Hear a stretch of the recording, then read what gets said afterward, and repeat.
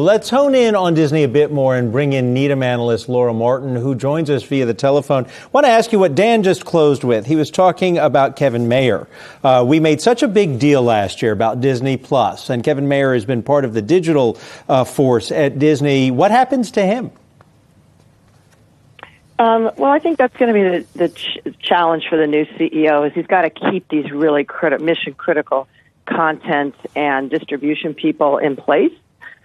Kevin Mayer is a really integral part of the streaming situation, and he needs to not lose Kevin Mayer as part of the organization. And similarly, he needs to not lose the Pixar and Marvel and Star Wars teams as part of the team, because those are really the juggernauts for earnings in this company going forward. So he needs to make sure that all those executives stay in place now that he has been selected as the new CEO. Laura, a lot has been made of Iger's charisma, his ease at sort of presenting on behalf of the company. Chapek, by the accounts I have read, is sort of a more cerebral leader, perhaps not going to be that face and that charisma that we've seen from Iger. How important has that been to Disney, and how is that going to change things for the company going forward? Oh, I think, Bob. First, I think the CEO of Disney is an impossible job. It is a combination of IQ and warmth and politics and creativity, and Disney's it's a global brand that the CEO has to embody, and everything is, channels Walt Disney the man. So it's a really hard job to actually live up to, if that's a good word. So almost nobody could do what Bob Iger has done. Like nobody. Like wouldn't matter who you pick. So it's a hard job. I would say that Bob Iger's personality has created enormous amounts of value, like the fact you could get George Lucas to sell Star Wars, Lucasfilm to him, or the fact that Steve Jobs was willing to sell Pixar to him.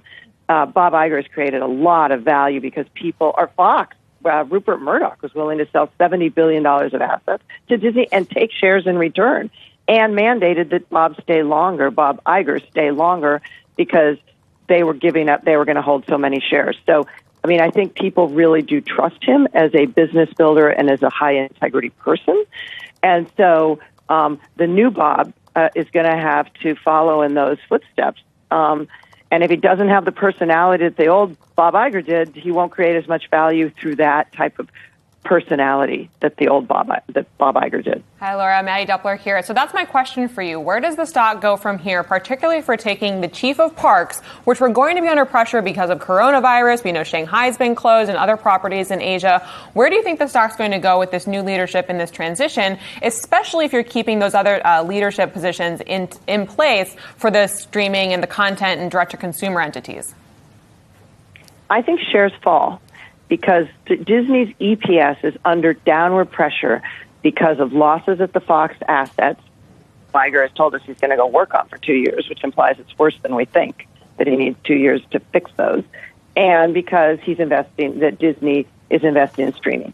So EPS has been under pressure.